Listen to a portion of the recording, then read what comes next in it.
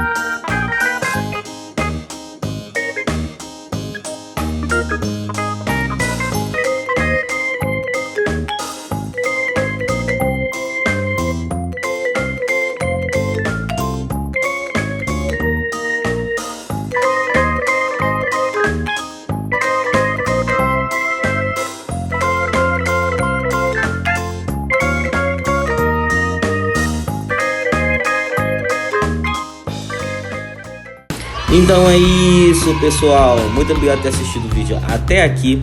Comenta aí embaixo o que você achou do vídeo.